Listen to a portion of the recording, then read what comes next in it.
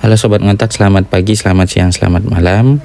Kali ini kita akan diskusi soal materi yang sering keluar di beberapa tes mandiri universitas atau PTN gitu ya, terutama yang berhubungan dengan matematika dasar, matematika saintek, matematika TPA dan seterusnya gitu ya.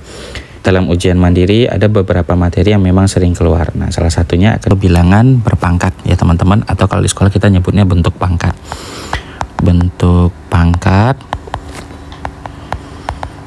atau nama lainnya itu adalah eksponen.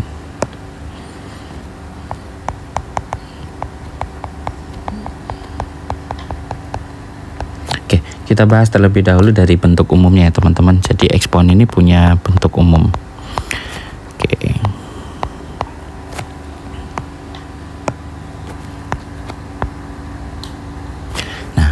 Bentuk umum dari bilangan berpangkat itu sebenarnya sederhana ya teman-teman ya. Kalau teman-teman punya perkalian suatu bilangan bulat dan bilangan bulatnya ini dikalikan secara berulang, misalnya saya punya A dikalikan dengan A dikalikan dengan A setara terus menerus, di mana perkaliannya ini sebanyak N kali gitu ya, sebanyak N, maka ini nanti kita sebut sebagai bilangan berpangkat. Sebagai bilangan berpangkat yang kita tulis sebagai A pangkat N gitu ya. Nah, jadi perkaliannya itu secara berulang.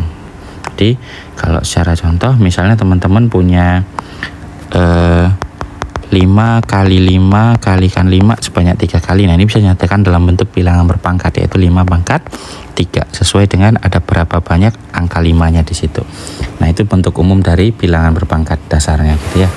Nah, biasanya eksponen itu dituliskan dalam bentuk A pangkat B sama dengan C. Nah, ini bentuk umumnya, di mana A itu nanti selalu kita sebut sebagai bilangan pokok. Bilangan pokok. Atau nama lainnya itu adalah basis. Sementara B itu kita nyebutnya sebagai pangkat ya teman-teman. Dan yang C itu nanti kita sebut sebagai hasil perpangkatan. Nah, dalam mengerjakan soal-soal eksponen itu biasanya kita diminta untuk menggunakan sifat-sifat. Jadi ada beberapa sifat-sifat yang memang harus teman-teman kuasai. Nah, sifat-sifat itu ada apa saja? Yuk kita bahas sifat-sifat bilangan berpangkat ya. Jadi bilangan berpangkat itu ada beberapa sifat-sifat khusus yang kalau bisa teman-teman tuh harus hafal gitu ya. Nah, yang pertama, sifat yang pertama yaitu jika ada suatu bilangan berpangkat A, pangkatnya itu 0, maka nanti hasilnya itu adalah 1. Nah, jadi sifat ini dipakai ketika ada suatu bilangan, dia dipangkatkan dengan 0, bilangan berapapun itu, hasilnya itu pasti selalu 1 gitu ya. Contoh, kalau kita punya 5 pangkat 0, ya berarti nilainya 1. Kalau punya 15 pangkat 0, hasilnya 1. Mau punya 1000 pangkat 0, itu juga sama, hasilnya pasti 1. Pokoknya bilangan berapapun ketika dia berpangkat 0, pasti nanti hasilnya itu adalah 1. Oke, sifat yang kedua. Nah, kalau sifat yang kedua ini berhubungan dengan operasi dari bilangan berpangkat, yaitu operasi perkalian. Ketika ada bilangan berpangkat dengan bilangan pokok yang sama, misalnya A pangkat M dan A pangkat N gitu ya, mereka dikalikan dengan catatan bilangan pokoknya itu harus sama. Bilangan pokok itu yang bagian sini ya teman-teman. Maka nanti hasilnya itu pasti berupa bilangan berpangkat juga dengan bilangan pokok yang sama, yaitu juga A. Dimana nanti kalau dia perkalian pangkatnya itu dijumlah jadi A pangkat M tambah N gitu ya. Oke, contohnya begini. Kalau kita punya 5 pangkat 3 dikalikan dengan 5 pangkat 2, maka nanti hasilnya akan sama dengan 5 pangkat 3 tambah 2, yaitu 5 pangkat 5 gitu ya teman-teman ya. Oke, sifat yang ketiga. Kalau tadi perkalian, sifat yang ketiga itu ada sifat pembagian. Jadi kalau ada A pangkat M dibagi dengan A pangkat N, atau ada juga yang nuliskan dalam bentuk pecahan A pangkat M per A pangkat N, maka nanti hasilnya itu adalah bilangan pokok yang sama, A juga, tapi pangkatnya itu dikurang, M kurangi dengan N gitu ya. Nah, sebagai contoh, kalau kita punya bilangan, misalnya bilangannya itu adalah 3 pangkat 7 dibagi dengan 3 pangkat 5, atau kalau mau dituliskan bisa 3 pangkat 7 per 3 pangkat 5, maka nanti hasilnya itu adalah 3 dan pangkatnya itu dikurangkan antara 7 dengan 5. 7 kurang 5 itu hasilnya 2, berarti nanti jawabannya adalah 3 pangkat 2 gitu ya. Nah, sifat yang keempat. Sifat yang keempat ini adalah sifat ketika ada suatu bilangan berpangkat, misalnya A pangkat M, tapi dia diberi tanda kurung dan dipangkatkan lagi di bagian luar, misalnya pangkat N. Maka nanti hasilnya adalah bilangan berpangkat juga, yaitu A, tapi pangkatnya dikali nanti teman-teman, jadi M kali N gitu ya.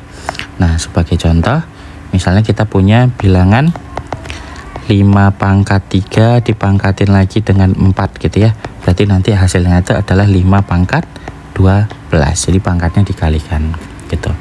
Oke, sifat yang kelima. Nah, sifat yang kelima ini adalah sifat yang memanfaatkan penjabaran dari bilangan berpangkat. Jadi kalau teman-teman punya suatu bilangan dan bilangannya ini merupakan hasil kali dua bilangan berbeda. Misalnya ada A kali B pangkat N. Maka ketika dipecah, masing-masing antara A dan B ini diberikan pangkat.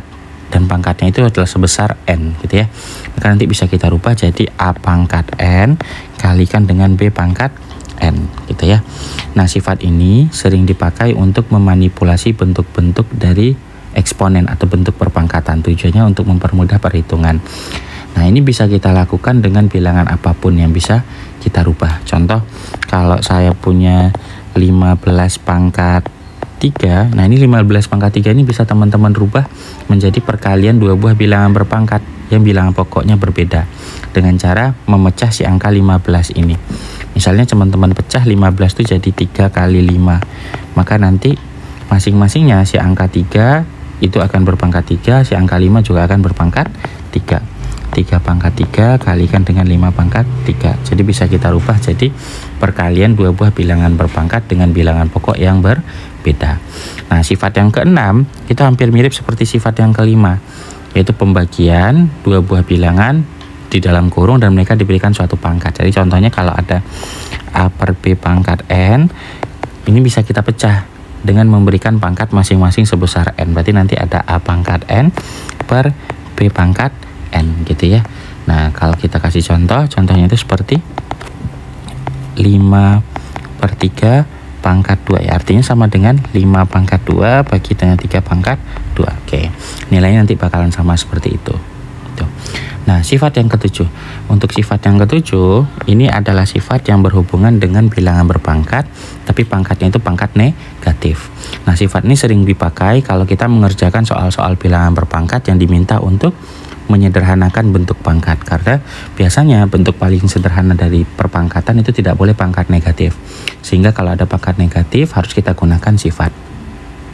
Nah, sifatnya apa? Kalau teman-teman punya bilangan berpangkat dan pangkatnya itu negatif, bentuknya seperti ini, A pangkat negatif N, maka pangkatnya itu bisa teman-teman rubah jadi pangkat positif dengan cara merubahnya menjadi pecahan dan si A ini dipindahkan ke bagian penyebut dan nanti pangkatnya jadi positif. Jadi kalau kita rubah bakalan berubah jadi 1 per A pangkat N gitu ya teman-teman. Atau jadi bisa ada satu bentuk lagi, atau kalau seandainya pangkat negatifnya itu letaknya di bawah, kalau dia letaknya di bawah misalnya 1 per A pangkat negatif N, maka kalau teman-teman mau ngerubah dia jadi pangkat positif, si A nya kalau teman-teman pindahkan ke atas maka jadi A pangkat N gitu ya. Nah, cara mudah ngafalnya itu gini, kalau pangkat negatifnya di atas, supaya jadi pangkat positif, pindahkan dia ke bawah. Kalau pangkat negatifnya di bawah, supaya dia jadi pangkat positif, pindahkan ke atas gitu ya. Nah, ini nanti mempermudah teman-teman untuk mengoperasikan bentuk pangkat gitu ya. Contoh, misalnya ada soal diberikan 5 pangkat min 2 dibagi dengan 5 pangkat min 3. Nah, ini buat mengerjakan ini teman-teman boleh jadikan pangkatnya pangkat positif dulu. Caranya gimana ya? Kalau 5 pangkat min 2 supaya pangkatnya jadi positif, pindahkan ke bawah jadi 5 pangkat 2. 5 pangkat min 3 supaya pangkatnya jadi positif, pindahkan ke atas jadi 5 pangkat 3. Nah, ini udah bentuk pembagian bilangan berpangkat, tinggal gunakan sifat tadi. Kalau pembagian bilangan berpangkat berarti pangkatnya dikurangi, 3 kurang 2 dapatnya 1, sehingga kita peroleh hasilnya adalah 5 pangkat 1 gitu ya. Nah, sifat yang ke-8. Nah, kalau sifat yang ke-8 ini adalah sifat ketika teman-teman ketemu bilangan berpangkat tapi dalam bentuk yang pecahan gitu ya, pangkatnya berupa pecahan. Kalau ada A pangkat M per N, maka bisa kita jadikan dalam bentuk akar gitu ya. Nah, bentuk akarnya jadi apa? Jadi akar pangkat N dari A pangkat M gitu ya. Nah, yang teman-teman ingat tuh, N-nya letakkan di bagian luar akar, sementara M-nya itu taruh di bagian dalam akar. Contoh, kalau ada 5 pangkat 4/3, kalau jadikan bentuk akar, akar pangkat 3 dari 5 pangkat 4 gitu ya. Nah, kalau dia pecahan tapi penyebutnya pangkatnya pecahan dengan penyebut 2, misalnya 5 pangkat 3/2, berarti nanti teman-teman tuliskan akar pangkat 2 dari 5 pangkat 3. Nah, biasanya kalau di luar akar itu adalah angka 2, itu sering nggak dituliskan, makanya cukup dituliskan sebagai akar dari 5 pangkat 3 gitu ya. Nah, begitupun nanti kalau ada 4 pangkat setengah gitu ya. Nah, kalau 4 pangkat setengah ya berarti akar pangkat 2 dari 4, atau teman-teman cukup tuliskan akar 4 saja. Nah, akar 4 kalau ditarik akarnya nilainya itu adalah 2 gitu ya. Oke, mungkin cukup sekian untuk pembahasan kita mengenai sifat-sifat dari bilangan berpangkat atau bentuk pangkat gitu ya.